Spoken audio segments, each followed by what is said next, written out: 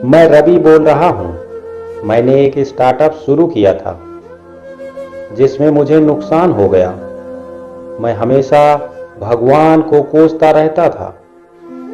एक दिन रात में मैं सफर कर रहा था तो मैं देखता हूँ अंधेरी रात में मंदिर की सीढ़ियों पर मंदिर में लगी लाइट की रोशनी में एक साधारण 15 साल का लड़का पढ़ाई करते दिखा।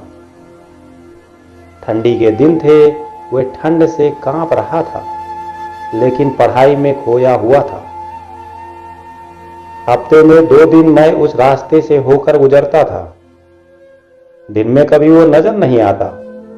मुझे काफी जिज्ञासा होती थी उसके बारे में जानने की। एक रात खाना खाकर मैं गाड़ी लेकर उसी रास्ते से गुजरने वाला था। सोचा जाते जाते कुछ पार्सल लेकर जाऊंगा उसके लिए। मैं पार्सल लेकर गाड़ी से उस मंदिर के पास पहुंचा। लड़का सीढ़ियों पर बैठकर हमेशा की तरह पढ़ाई कर रहा था। मैंने गाड़ी रोकी और उसके पास गया। मेरी तरफ जब उसने देखा तो वो मुस्कुरा दिया जैसे वो मुझे पहले से जानता हो। मैंने उससे पूछा, बेटा तुम हमेशा यहीं पर क्यों पढ़ाई करते हो? सर, मेरे घर में बिजली नहीं आती। मेरी माँ बीमार रहती हैं और तेल डालकर दिया जलाने लायक मेरी परिस्थिति नहीं है। बस इसलिए मैं यहाँ आकर पढ़ता हूँ। तुम मुझे देखकर मुस्कुराए क्यों? मैंने पूछा। क्योंकि आप भगवान हैं, वो बोला।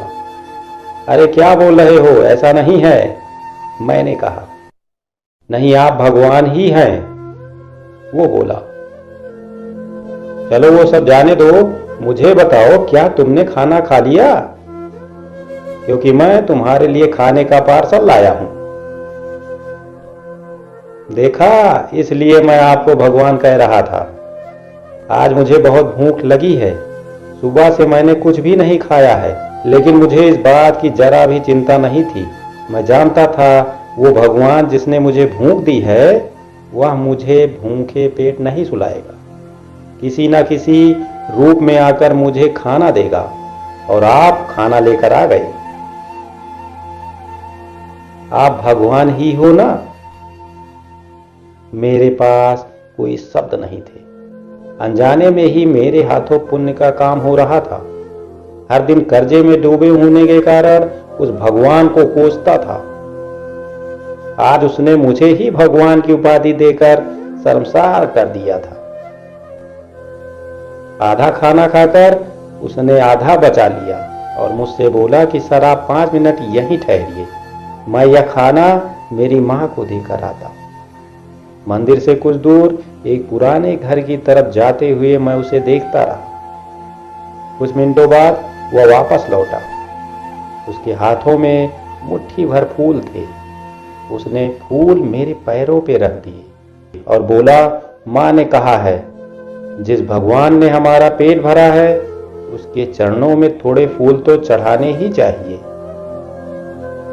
मेरी आंखें बंद हो गईं और उसमें अपने आप आंसू निकल आए। आंखें खोलकर मैंने उसके पुराने घर की तरफ देखा।